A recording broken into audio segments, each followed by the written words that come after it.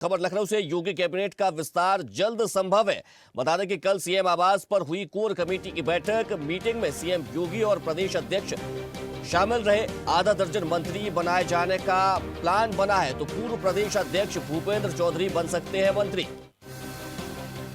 पूर्व प्रदेश अध्यक्ष भूपेंद्र चौधरी मंत्री बन सकते हैं। बता दें कि आधा दर्जन मंत्री बनाए जाने का प्लान बना है। कोर कमेटी की बैठक हुई है। मीटिंग में सीएम योगी और प्रदेश अध्यक्ष शामिल हुए। तो कल सीएम आवास पर यह विशेष बैठक हुई, कोर कमेटी की बैठक हुई।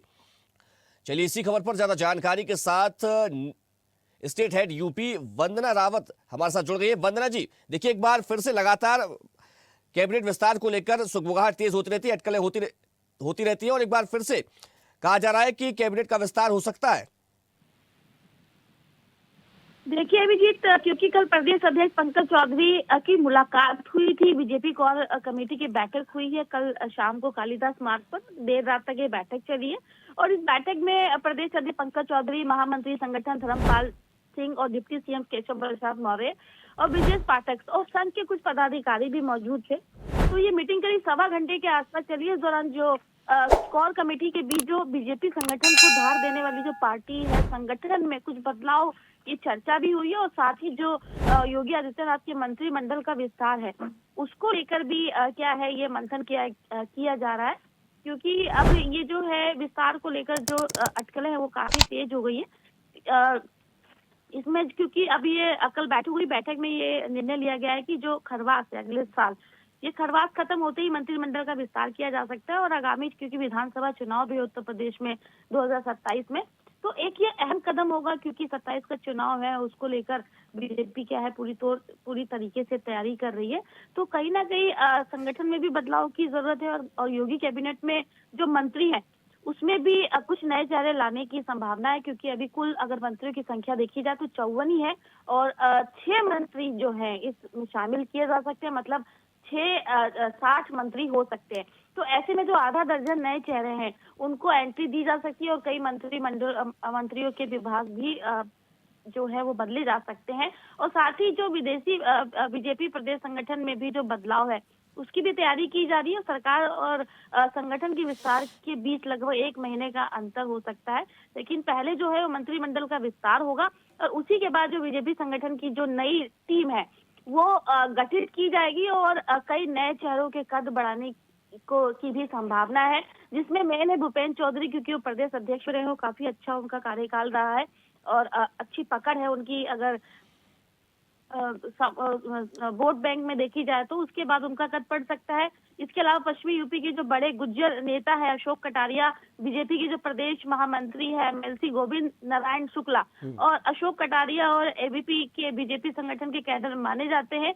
और जो पहला कार्यकाल था योगी में तो परिवहन मंत्री भी थे और दूसरे कार्यकाल में वो थोड़ा स्वास्थ्य सही नहीं थे, अस्वस्थ थे, इस कारण उनको मंत्री नहीं बनाया जा सका था। लेकिन अभी अशोक कटारिया का जो कद है वो बढ़ने की पूरी संभावना है। और साथ ही अगर बलदेव औलख की बात कर ले तो ये भी मंत्री बनाए जा सकते हैं, क्योंकि सिख समाज से आने वाले ये पहले मंत्री है, तो इनको भी प्रमोशन जो है वो दिया जा सकता है। तो इसमें और बाकी अगर बागी विधायकों की बात कर ली, जैसे समाजवादी पार्टी के जो 7 बागी विधायक थे जिन्होंने भाजपा का दामन थामा था, तो उनमें से 3 मंत्रिमंडल में जगह मिल सकती है। सबसे पहले तो पूजा पाल काफी सुर्खियों में रही थी। ये वही जो प्रयागराज वाला मामला था, पाल हत्याकांड, उनकी ये पत्नी है। तो ब्राह्मण चेहरा जो है ये आ सकता है सामने योगी मंत्रिमंडल में। दूसरा है मनोज पांडे, तो इनके नाम पर भी चर्चा की जा रही है। ये भी योगी कैबिनेट में शामिल हो सकते हैं, मंत्रिमंडल में इनको बड़ा कद मिल सकता है। वही साध्वी निरंजन ज्योति है, उसको भी शामिल किया जाता है। काफी चीजें निकल कर सामने आएंगी क्योंकि इसी को लेकर कल कोर बैठक की गई थी बीजेपी की और मंत्र चिंतन किया गया है। क्योंकि मंत्रिमंडल का विस्तार होगा, फिर संगठन में वंदना जी, हाल ही में अभी ब्राह्मण विधायकों की बैठक हुई थी, तो क्या उसका असर कैबिनेट विस्तार में देखने को मिल सकता है? जी बिल्कुल मिलेगा, क्योंकि देखिए अभी क्योंकि 2027 का चुनाव है तो सभी जो समीकरण है उनको साधने की कोशिश की जाएगी, चाहे वो पिछड़ा वर्ग हो, चाहे वो ब्राह्मण हो, चाहे वो ठाकुर समाज हो।